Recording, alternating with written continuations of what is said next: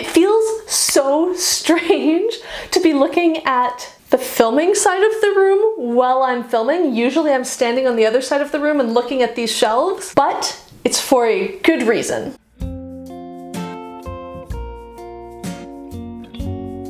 Hi everyone, Rosie here. Welcome back to my channel. I am doing the ideal bookshelf tag today. It was originally created by Kim of Bookmarks and Breadsticks, who tagged me back in I want to say January or February. I'm really sorry, Kim, it has taken me so long to get to this, but I am doing it now. And I thought, since it is the ideal bookshelf tag, I should film it in front of my bookshelves. I don't usually like to film in front of my bookshelves. I know it would be the standard Booktube thing to do, but I just feel like they're too busy and cluttered and, well, as you can see right now, they're totally unorganized. Basically what happened is when we moved into the new house over a month ago, I put the shelves in. I took all the books out of boxes and they're loosely categorized, but I now need to go through and take a day and just pull everything off and put them on nicely, and I just haven't had a chance to do that yet, so it hasn't been done. That's the story. These are my not ideal bookshelves. Now let's talk about what my ideal bookshelf would be. The first question is the first book you remember reading as a child. I don't know, honestly. The first books I have distinct memories of reading as a child are the series that shall not be named. I read the first 4 books in that series the summer I was 7, but I remember reading before that. I just don't remember distinct books before that. Question 2 is a book that you received as a gift that you still own today. And that is a beautiful, I think this is actually leather bound, but I'm not totally sure, 50th anniversary edition of Lord of the Rings, the complete bind up in one book, that was a present from my father for either Christmas or a birthday when I was either in high school or university. I'm not super sure when I got this, but it is gorgeous, it is beautiful. Look at that. Look at this is one of the most beautiful books that I own.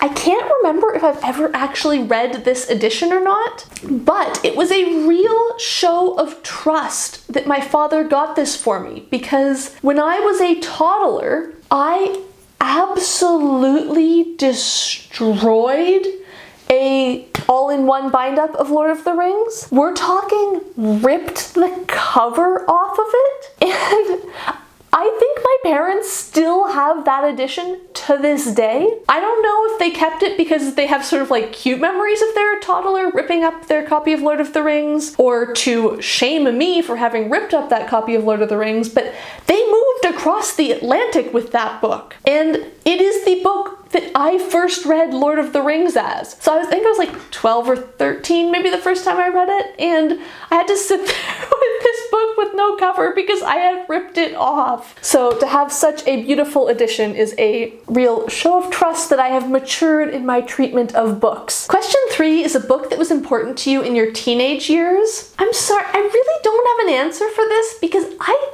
didn't read that much when I was a teenager. I devoured books when I was in middle school and a preteen. I was legit often taking out a book every single day from the library, reading it and returning it the next day. I just read so much when I was in my early preteens and stuff. But then the 4 years that I was in high school, I really didn't read many books for fun at all. And I couldn't tell you any that I read during that period now. I don't remember what they were. It was basically a combination of I was really starting to discover the internet and blogging and Tumblr and all of that stuff, and also I was getting really into TV around that time. Between that stuff and then also I had a pretty long commute in high school and a fair bit of coursework, I just didn't really read for 4 years. I guess I could maybe talk about a book that I read at the beginning of university when I was still technically a teenager, but I don't tend to associate those books with my teen years. I associate those with my adult reading, even though I was, 17 when I read some of them. And actually, my answer for the next question could be the answer for this one, I guess, because it's one of the books that I read when I was probably 17 or 18 in my first year of university. So the next question is a book you can always go back to. And for this, I'm choosing Soulless by Gail Carriger. This is steampunk romance urban fantasy, paranormal mystery. I never know how to describe this book or this series. It's great. We've got a fantastic werewolf male hero and a bookish but fashionable female spinster as our heroine, and it's just a great book. I don't know if it's a book that I would love if I read it for the first time now, but because I read it at such a pivotal point in my life and fell in love with it then, I still love it now. And I'm still always so happy to reread it. Question 5 is a book that brings you feelings of pride. I've chosen Capital in the 21st Century by Thomas Picketty. I don't know if this book was big outside of the econ circles, because obviously I exist within econ circles. This is an absolute brick of a book that looks at the long-term trends in wealth accumulation and wealth distribution and comparing the present to the past and looking at how things are changing. It's phenomenal. It's really, really fascinating. There's some really, really interesting methodologies in this one, including, and the one that always sticks with me is Picketty and his team of grad students and research assistants and stuff, because this was not a one-person production, uses literature to gauge sort of levels of understanding of wealth and levels of wealth. For example, in Jane Austen, when she writes that Mr. Darcy has £10,000 a year, clearly her readership are supposed to understand that. If a modern author writes that someone is a millionaire, then a modern readership has a level of understanding of what that level of wealth is. Even if we're not super precisely calibrated as to what exactly that means, the modern reader, we can understand that what's a millionaire versus what's a billionaire, what does that mean for that person, and what sort of level of wealth is that? Well, clearly Jane Austen's readers could as well. Otherwise, why would she have communicated that way? If her readers were sitting there going, what the fuck does it mean to have £10,000 a year? That's not how she would have put it. So there's all sorts of fascinating things, and unfortunately it's been 5 years since I read the book, so I can't remember the details. And that actually brings me to my concluding thought about this book, is that I have pride, but mixed with regret. I wish I had taken closer notes, or any notes at all, frankly, and absorbed more of this book, because I remember it being fantastic. I remember it being super informative and super well written. And I don't remember a lot of the content, but also because it is an actual brick of a book, I'm probably not going to go back and reread it, and I wish I remembered more of it.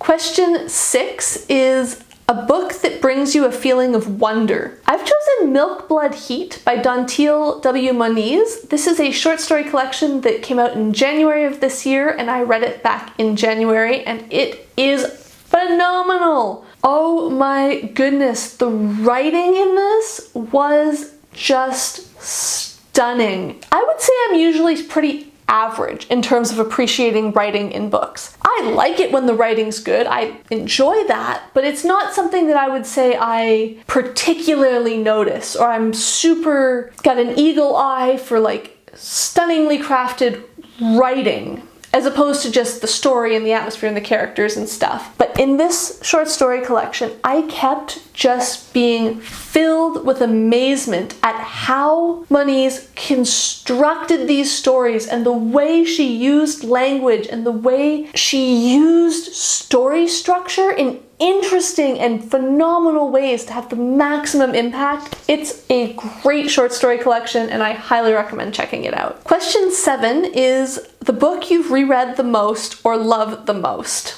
You've been waiting for it, haven't you? You guys know what's coming. It is, of course, the Phryne Fisher series by Kerry Greenwood. And actually, I've started my collection that I'm hoping to eventually have all of them and have a beautiful collection of all of the books. I've got the first 3 for now, but I love this series so much, and I've lost track at how many times I've reread some of these. I think I've reread the first one maybe 4 times, including the first time I read the series. I read them basically back to back, all 20 of them. Oh, there were 20 at the time, there's 21 now. And within a year, I reread all of them because I just I love them so much and they make me so happy, and I know they're not for everybody. I'm trying to be more cognizant of that when I talk about them now. I'm gonna link to a video by Brittany of Literarily Smitten down below where she talks about her experience reading Cocaine Blues and why she was like, it's a 3-star book and I didn't love it. And that's fair, and her points are all totally valid, absolutely true points about this book. But I just adore them so much. The reason there's a big gap behind me, by the way, is that that's where the Tolkien book has been, and of course I pulled it out to show you. Question 8 is a book you want to have on your shelves forever. Okay, well, if the last one was obvious, the next one's gonna be obvious as well. Terry Pratchett, right? You guys knew this was coming. You knew to expect this, right? I'm going to choose a specific book though, and that is A Hatful of Sky. This is the second book in the Tiffany Aching sub-series. It's the main young adult sub-series within the Discworld. And it's actually been a really long time since I read these books, but I love them so much. Oh my goodness, they are such fantastic books, and I'm choosing The Hatful of Sky specifically because some of the issues that Tiffany faces in that book, in believing in her own worth when others don't see it, and some of the stuff she struggles with, just resonated so much that I actually have a Hatful of Sky tattoo. I'm not sure if that's showing up super well. If it doesn't show up well on camera in the video when I'm editing, I'll insert a photo, but I figure if I've got the tattoo on my body, which it's definitely going to be there forever, I definitely want the book on my shelves forever as well. So the tattoo is not a direct copy of the book cover, but very much inspired by it. And this is my old beat up version that, like, you can see this book is well loved, and I haven't read it physically in, well, 5 years, because I haven't read a physical book basically in 5 years. So I read this a lot. The Tiffany Aching series is what got me into Discworld in the first place, and my baby, I love them. Question 9, a book on your shelf you want everyone to read. Now this is on my digital shelf, not my physical shelf. As you guys know, most of my books that I've read at all recently are digital, not physical. And I really struggled with this one because one book that I want everyone to read, how could I possibly choose that? And in the end, I've gone for 21 Things You May Not Know About the Indian Act by Bob Joseph. I know I've mentioned this book a few times before, but I'm gonna keep talking about it. This should be required reading for every Canadian, and I mean, probably lots of other people as well, but definitely for Canadians. It is incredibly informative and lays out so clearly some, not all, but some of the various ways that the Canadian government has systematically and actively worked to oppress and marginalize Indigenous people. From what I remember, it doesn't really focus on how policies in the past still have an important impact on Indigenous lives today, or how various government policies in the present still have very negative impacts on Indigenous people, but it is a fantastic starting point, even if it doesn't, I mean, you can't expect a 100-something page book to fully inform you on 400 plus years of violence and oppression, but it is a great starting point. It's short, it's clear, it's concise, and I think everyone could benefit from reading this book. And question 10 is a book that reminds you of a specific moment or period of time in your life. I had a lot of books bouncing around in my head for this one, but I'm going to choose The Martian by Andy Weir. This is his debut novel about Mark Watney, who's part of a mission to Mars and ends up stranded there. It's fantastic. I really enjoyed it, and I have such fond and strong memories of listening to the audiobook for this. I read this at the end of 2016 and the beginning of 2017 when I was living and working on an egg farm in rural New South Wales in Australia. That was a fantastic job, by the way, but it was also in the middle of nowhere, and because of how my hours worked. I worked 40 or 42 hours a week, but that was across 7 days. So if I wanted to take any days off, my hours went down a lot. They didn't have enough work for me to do to make 40 or 42 hours in 5 days. So I had this weird sort of schedule of, get up at 5 o'clock in the morning, go do a few hours of work, have a break, do a few more hours, do another couple hours in the afternoon. I was in the middle of nowhere. There was no one around. There was nowhere nowhere to go and there was very limited internet. So I was reading a lot, writing grad school applications, and running because I had time, right? Like, it was great. Except we were in a really remote place. So at the distances I was running, there was one road. I could go right or I could go left out of the driveway, but I would have had to run like many times further than I was running at that point in time to get to any sort of turns or corners or side roads or decisions. I got so engrossed in this audiobook because I was just running basically in a straight line. And it's the same road that I run 4 times or 5 times a week, so you don't even have to think about it at that point, right? Like, you know every pothole, every turn, you know this road. And I could just get so sucked into the story, and it was so much fun. All right, and the final prompt is to tag some friends. So I'm going to tag Sunny Luca because her bookshelves are phenomenal. They are so gorgeous. She has them so nicely arranged, and I'm really curious to know if, like, does she think of them as her ideal shelves, or are there a bunch of books that would be on her ideal shelves that she doesn't currently have? I'm also going to tag Margaret Pinard because I know she has like a really extensive book collection. I'm curious about how she feels about ideal shelves with respect to that, with respect to being an author. I don't know. I love hearing Margaret's opinion on things, so I'm going to tag her and make her answer questions. Then I'm going to tag Bethan of Bethan Burning a Sokolar because I know she has a really interesting mix of books on her shelves. She's got all sorts of different genres and different things, but also she's either just moved or is about to move, and I know lives in an apartment and stuff, so I'm curious what stays, what always gets kept when you're paring things down and moving. And finally, I'm going to tag David Wiley, who I don't think I've ever tagged before, but his is a phenomenal new channel that you guys should go check out. He reads some really, really interesting stuff, like a lot of medieval literature. That is fascinating, where he reads some different stuff to what a lot of us read. I'm really curious what his ideals are. Alright guys, if you would like to do this tag, please do so in the comments, make a video and let me know. I love to see your answers, and I don't know, talk to me about your ideal bookshelves in the comments. I'm curious. I'm curious what your ideal is. And as always, if you like this video, please give it a thumbs up. If you would like to see more of my videos, please hit subscribe, and thank you for watching.